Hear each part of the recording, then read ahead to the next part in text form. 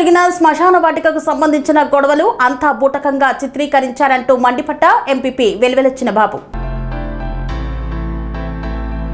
బంటిమిల్లి మండలం చిన్న తమ్ముడిలో జరిగిన శ్మశాన వాటికకు సంబంధించిన గొడవలు అంతా బూటకంగా చిత్రీకరించారు అంటూ మండిపడ్డ ఎంపీపీ వెల్వెల బాబు. పంట కాలువలను తవ్వే పేరుతో పొలాల్లోకి వెళ్లే దారులను చెట్ల కొమ్మలు అడ్డుగా వేసి పూడ్చడంతో రైతులు ఇబ్బంది పడుతున్నారని అడగడంతో మొదలైన గొడవ శ్మశాన వాటిక గొడవగా చిత్రీకరించారని వెల్వెల బాబు మండిపడ్డారు. చిన్న తమ్ముడిలో మొన్న జరిగిన గొడవ అనేది ఒక నాటకం, శ్మశానం గురించి జరిగిన అనేది ఒక బూటకం అనేది తేలిపోయింది. ఎందుకంటే ఇక్కడ రైతులందరం కలిసి ఈ వ్యవసాయంలో ఇక్కడ 30 ఎకరాలను సాగు చేసుకుంటున్నాం. మేము కాలువ తవ్వినప్పుడు కాలువ వరకు తవ్వాలి తప్ప పొలాల్లోకి ట్రాక్టర్లు వెళ్లకుండా పుంతలను పూర్తి చేయడం అనేది అది అనైతికం.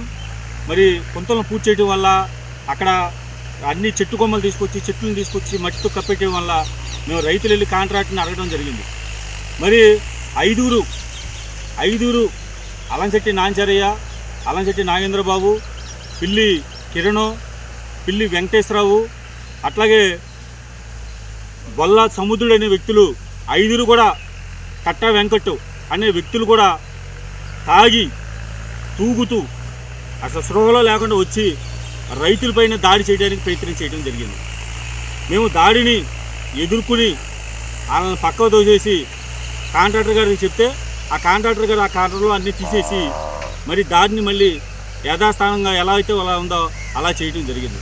మరి వీళ్ళు వెళ్ళి హాస్పిటల్లో జాయిన్ అవ్వడం, హాస్పిటల్లో దెబ్బలు లేకుండా మరి 3-4 రోజులు హాస్పిటల్లో ఉండడం, ఎమ్మెల్యే గారు వెళ్ళి వాళ్ళని పరామర్శించడం ఇది పెద్ద బూటకం. ఎందుకంటే మేము ఎప్పుడు కూడా చిన్న తమ్ముళ్ళలో నేను ఎంపీటీసీగా గెలిచి సాతులూరు నుంచి ఎంపీపీగా బంటిమిల్లిలో ఉన్నాను.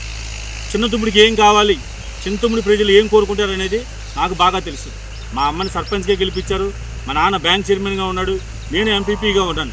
వీళ్ళు కేవలం ఒకడైతే దొంగ బియ్యం, ఎవరైతే రైతులు కష్టపడి కూలీలు వెళ్ళి నెల్లూరులో పనిచేస్తే వాళ్ళ బియ్యం నమ్ముకునేవాడు ఒకడు హైదరాబాదు గంజాయిలో పట్టుబడి ఇక్కడికి వచ్చి ఇక్కడున్న యువతలకు కూడా గంజాయి ఇచ్చి మరి పాడు చేసేవాడు ఒకడైతే జనసేన టైంలో అంకెం లక్ష్మీ శ్రీనివాస్ గారి 6 లక్షల రూపాయలు తీసుకొచ్చి భార్యను వదిలేసి వేరే అమ్మాయితో వెళ్ళిపోయి వారం తర్వాత వేరే అమ్మాయిని చేసుకుని భార్యను వదిలేసిన ప్రబుద్ధుడు ఒకడైతే అసలు బ్రాహ్మణులకు సంబంధించిన ధాన్యం అంతా అర్ధరాత్రి టాటా ట్రక్లో తీసుకెళ్ళిపోయి అమ్మేసుకునేవాడు ఇలాంటి ఇదే కాకుండా ఇంకొకడు ఉన్నాడు. ఒక తుమ్ముల్లో ఒక వ్యాపారి 3 లక్షల రూపాయలు ఆయన అకౌంట్లో తెలియక పడిపోతే ఆ 3 లక్షల రూపాయలు డ్రా చేసి ఒక ట్రాక్టర్ కొనుక్కొని మోసం చేసే మోసగాళ్ళు, తాగుబోతులు, తిరుగుబోతులు, జులాయి కోట్లు వీళ్ళని దృష్టిలో పెట్టుకుని ఇక్కడున్న రైతులు ఒక్కరు లేడు, ఈ పక్కన ఉన్న వాళ్ళు వీళ్ళకుండా వీళ్ళని దృష్టిలో పెట్టుకుని మరి ఈ రోజున వాళ్ళ హాస్పిటల్లో ఉండి వాళ్ళ తరపున మాట్లాడుతుంటే చాలా విచారకరం. ఏదేమైనప్పటికీ కూడా మేము రైతుల పక్షాన ఉన్నాం, చిన్న తమ్ముడి ప్రజల పక్షాన ఉన్నాం. మేము రైతుల పక్షాన, ప్రజల పక్షాన సాగునీరు కోసం పోరాడుతూనే ఉంటాం. ఎన్ని కేసులు ఎదురైనా, నా మీద ఎన్ని కేసులు పెట్టినా, మా నాన్నగారికి 90 సంవత్సరాలు, మా నాన్నగారు కూడా వెళ్ళి దాడి చేశారని కేసులు పెట్టి ఆయన మీద కూడా మరి నిన్న వార్తలో చెప్పడం జరిగింది. ఇది చూస్తూ ఉంటే చాలా ఆశ్చర్యానికి గురవుతుంది. ఇలాంటి పనికి మాలిన వెధవల్ని గ్రామం నుంచి కొంచెం దూరంగా పెడితే గ్రామాల్లో చింతముడికి ఒక మంచి పేరు ఉంది.